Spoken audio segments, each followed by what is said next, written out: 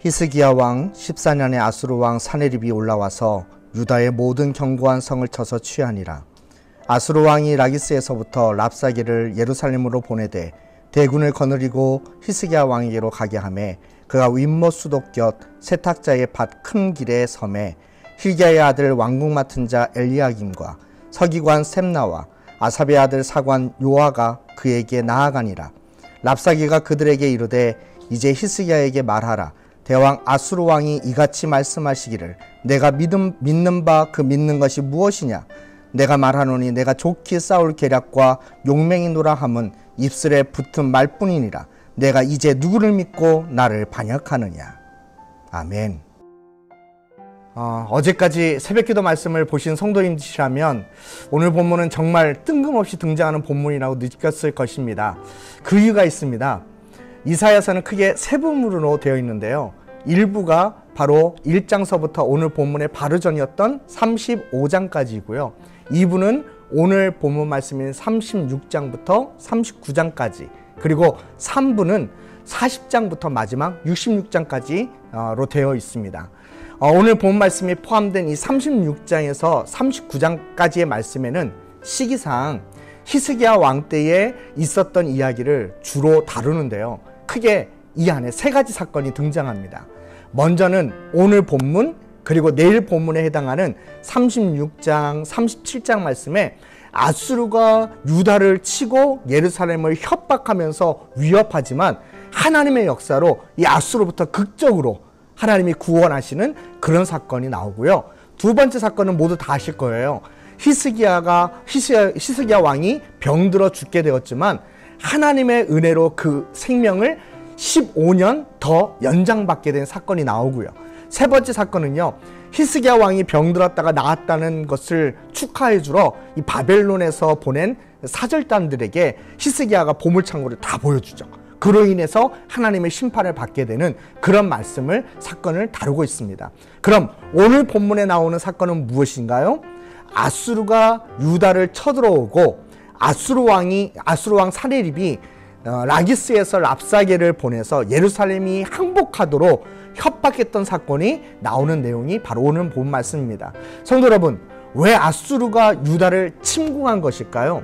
사실 히스기야 왕의 아버지인 우시야는요, 친아수르 정책을 폈습니다. 사실 그것 때문에 유다 주변에 막 아수르를 반대했던 연합군들이 유다를 막 괴롭혔었고요. 다음 왕으로 올라선 히스기야는 그런 방법이 옳지 않다는 것을 깨닫고요.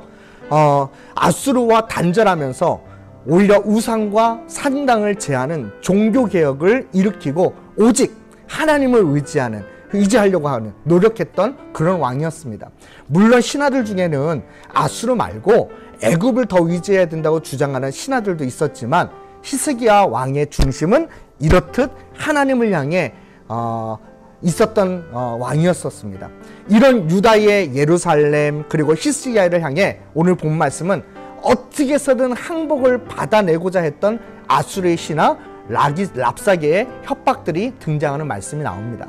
자, 그 협박들을 제가 간단히 정리해 보면 이렇게 됩니다. 우선 유다의 왕을 깔봅니다.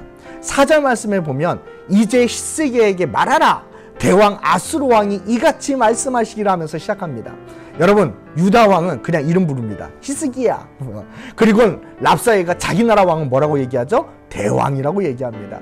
이렇듯 유다의 왕을 깔보는 모습이 나오고요. 그리고 이어서 내가 믿는 게 뭐냐는 거예요. 내가 믿고 있는 게 애굽이건 하나님이건 다 아수르에게 소용없다 이러는 거죠. 그러니 하나님을 의지해봤자 너희들에게는 아무 소용없다라고 말하는 겁니다. 그리고 유다는 너무도 힘이 없어서 우리가 말을 내주어도 그거 니네들이 탈 수 있는 자도 없다. 그리고 우리 중에 작은 총독일지라도 너희들이 그런 작은 자라도 물리치지 못한다. 이러면서 비아냥거립니다. 그리고 이런 말도 하죠. 우리가 유다를 침공하는 것은 하나님이 직접 말씀하신 것이라고. 하나님이 우리들 보고 너희를 쳐서 멸하라고 이렇게까지 말합니다. 여러분이 들으셔도 참 어처구니 없는 말들이 계속 나오죠. 소위 거짓 뉴스도 나와요. 그러나 전쟁을 치르고 있는 적군의 장수였던 랍사게로서는 이런 말들로 유다의 사기를 꺾고 또 항복해야 살 수 있겠구나, 뭐 이런 무너진 마음들로 이끌려고 했던 계략을 쓸 수밖에 없었겠죠. 그러나 그가 정말 그가 오늘 말씀에 실수한 게 있지 않습니까? 오늘 4절과 5절 말씀에 보면 내가 믿는 바 그 믿는 것이 무엇이냐, 내가 이제 누구를 믿고 나를 반역하느냐, 이렇게 말하거든요. 유다와 히스기야가 믿고 있는 게 애굽이었으면 당연히 애굽과도 전쟁에서 이길 수 있는 아수르였으니 굉장히 당당했겠죠. 근데 또 한 분, 유다와 히스기야가 의지하고 믿고 있었던 하나님도 별거 아니라고 우습게 여기며 당당했던 것이 이 아수르, 그리고 아수르의 신하의 말 속에 큰 실수였지 않습니까? 후에 하나님은 이 협박과 침략을 했던 아수르와 그 왕을 심판하십니다. 사랑하는 성도 여러분, 오늘 말씀에서 랍사이가 했던 협박이 참 어처구니 없는 말로 들릴 수도 있지만요, 그 말이 자칫 유다 백성들과 왕의 마음을 무너뜨릴 수도 있었습니다. 그러나 그런 말에 대꾸도 하지 말라고, 그 말에 휩쓸리지 말라고 히스기야가 보냈던 그 신하들에게 이렇게 말해줍니다. 우리 성도님들도 마찬가지입니다. 우리 성도님들이 세상보다 하나님 의지한다고 할 때 그 각오와 그 결단이 어떨 때 쉽게 무너지는지 아십니까? 세상 사람들의 하는 말들, 또 분별하지 못한 소문들로 인해서 뭐 이렇게 경건생활 해봤자 뭐하냐 하면서 우리들이 무너질 수 있다는 것입니다. 여러분, 코로나19 바이러스로 이 나라 안에서도 여러 소문들도 참 많습니다. 심지어는 이렇게 새벽 기도에도 교회에서 하지 못하고 온라인으로 해야 하는 연약한 상황 속에 처해 있기도 합니다.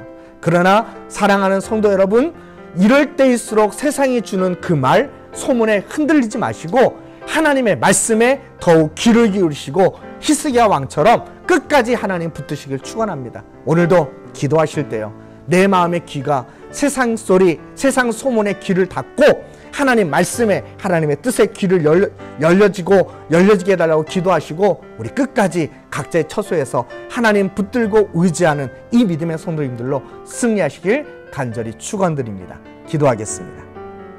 살아계신 하나님 아버지, 주의 은혜로 나아가는 하루가 되기를 원합니다. 오늘도 히스기야와 유다를 침략해왔던 아수르의 그 말에, 그 소문에 휘둘리지 않고 오직 하나님 의지했던 그들처럼 우리 성도님들도 하나님만 의지하고 세상 소문, 세상 소리에 귀를 닫고 오직 하나님 말씀에 귀를 열어 믿음으로 나아가는 귀한 성도님들 되게 하여 주옵소서.